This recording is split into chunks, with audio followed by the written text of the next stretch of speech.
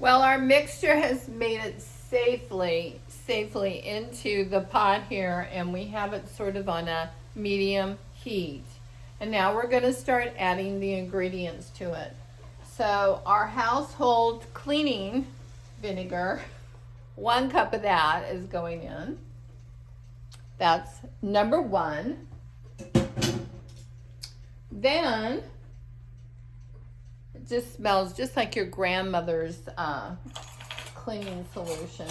Anyways, then we're going to put in our fresh basil that we picked from our garden.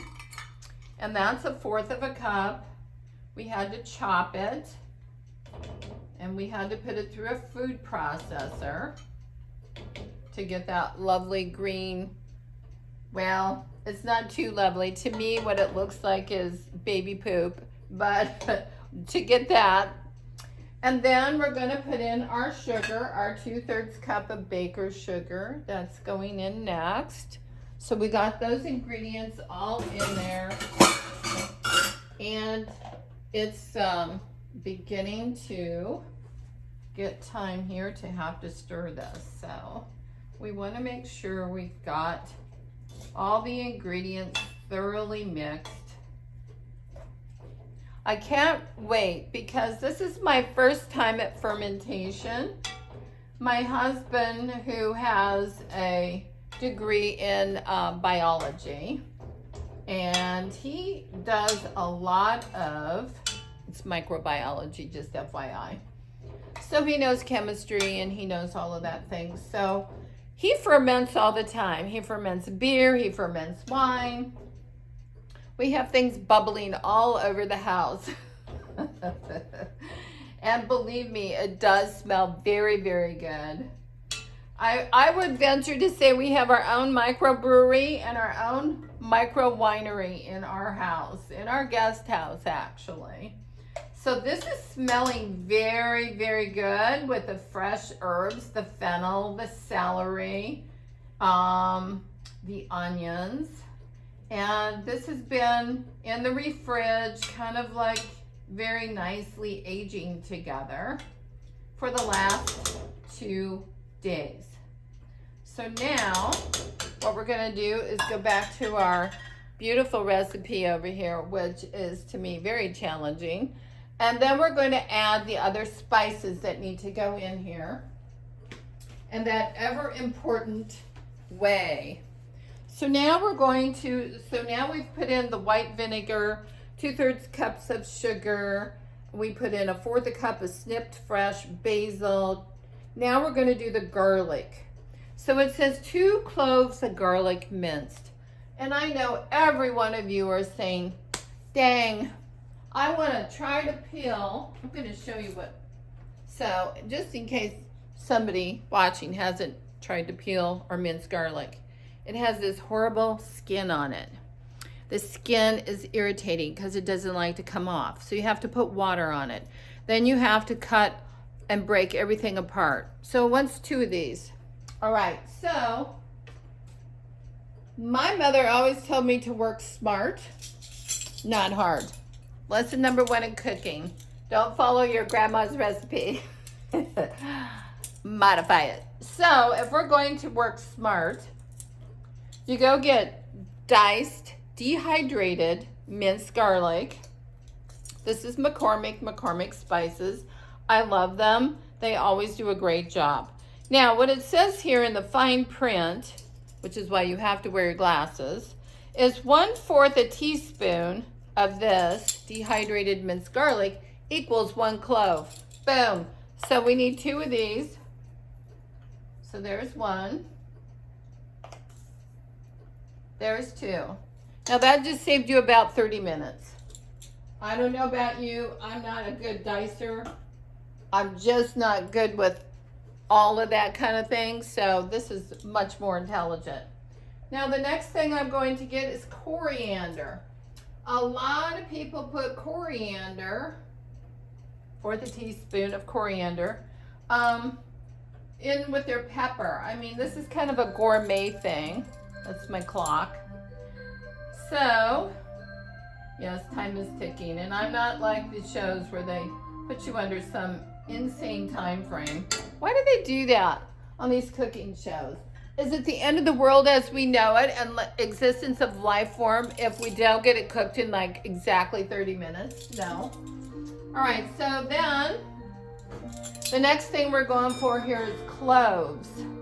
Now here's an interesting tidbit. So my husband, who knows all about molecular biology and all of these things, it says just a dash of cloves. I love cloves. But he said that if you eat too many cloves, you can actually hallucinate. So I'm going to put an eighth of a teaspoon as my dash because I love cloves. But let's just be clear, I don't eat cloves to hallucinate. And now we're going to take the next thing, and it is ground ginger. Ginger is really good, really, really healthy for you, and it really gives you a lot of energy. I love ginger. It's very fresh, but it's sort of, if you put too much ginger in, it does taste like cleaning solution. So don't overdo on the ginger. So 1/4 of a teaspoon. And then we've got cinnamon. So cinnamon, and that is 1/8 of a teaspoon, just like what we did on the cloves. Teeniest, tiniest. And just got to do this kind of slow, because this cinnamon can shoot out of here really quickly.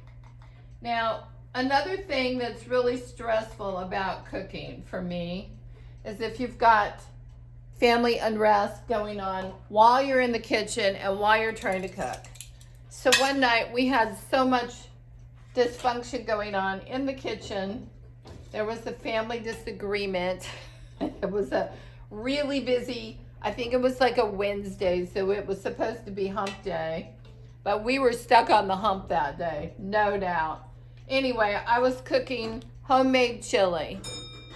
Right in the midst of the homemade chili, the argument broke out, and it got hot and heavy, and everybody was screaming and yelling, and you know, that's how we Italians are. We work it out through our vocal cords.